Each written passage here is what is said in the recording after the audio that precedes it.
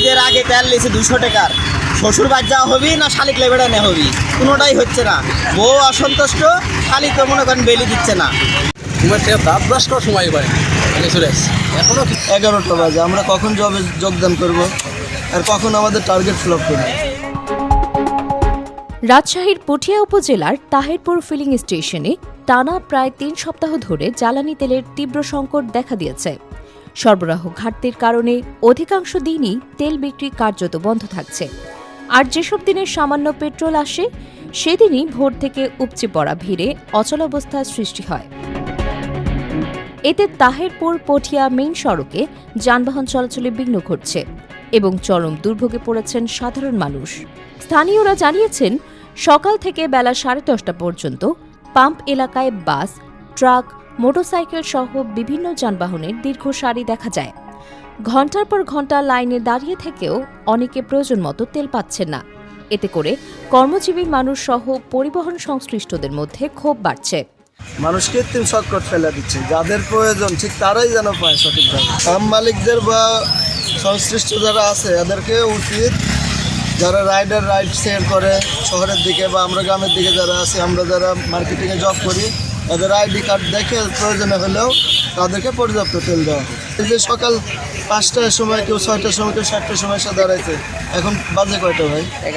11টা বাজে, আমরা কখন জবে যোগদান করব আর কখন আমাদের টার্গেট ফ্লপ করবে বলতে পারেন?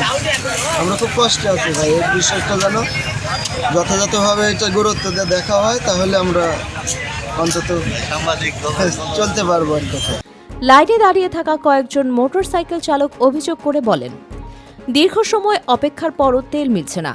পাম্প কর্তৃপক্ষ সীমিত সরবরাহের কথা বলে অল্প পরিমাণ তেল দিচ্ছে। কয় ঘন্টা তাই?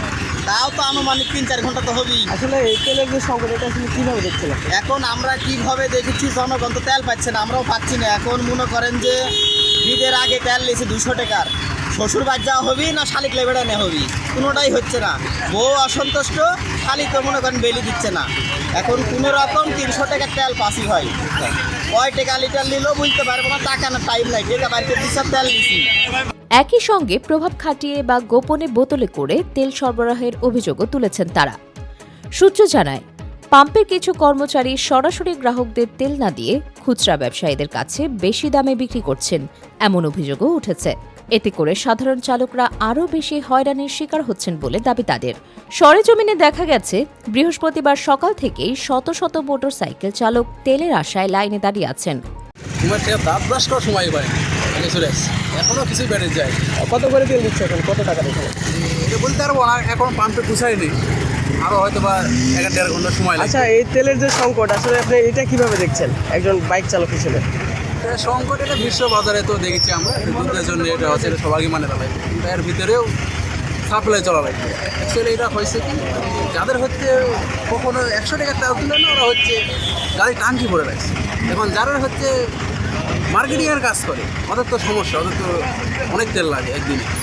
ওই হিসাবে মানে তেলের সংকটটা মানে এইভাবে এটা তৈরি হয়ে গেছে। তীব্র রোদ উপেক্ষা করেও অনেকে কাঙ্ক্ষিত তেল না পেয়ে হতাশ হয়ে ফিরে যাচ্ছেন। অনেকের দাবি, পাম্পে পর্যাপ্ত তেল মজুদ থাকলেও ইচ্ছাকৃতভাবে সংকট তৈরি করা হচ্ছে। তবে পাম্প কর্তৃপক্ষ বলছে, ডিপো থেকে চাহিদা অনুযায়ী জ্বালানি সরবরাহ না পাওয়ায় এই পরিস্থিতির সৃষ্টি হয়েছে। এদিকে স্থানীয় সচেতন মহল মনে করছে, দীর্ঘদিন ধরে চলা এই সংকটে জনজীবন ক্রমেই বিপর্যস্ত হয়ে পড়ছে। দ্রুত জ্বালানি সরবরাহ স্বাভাবিক না হলে পরিস্থিতি আরও খারাপ হওয়ার আশঙ্কা রয়েছে। ডেস্ক নিউজ, অগ্রযাত্রা প্রতিদিন। অগ্রযাত্রা প্রতিদিন, নির্ভীক প্রত্যয়ে উজ্জীবিত।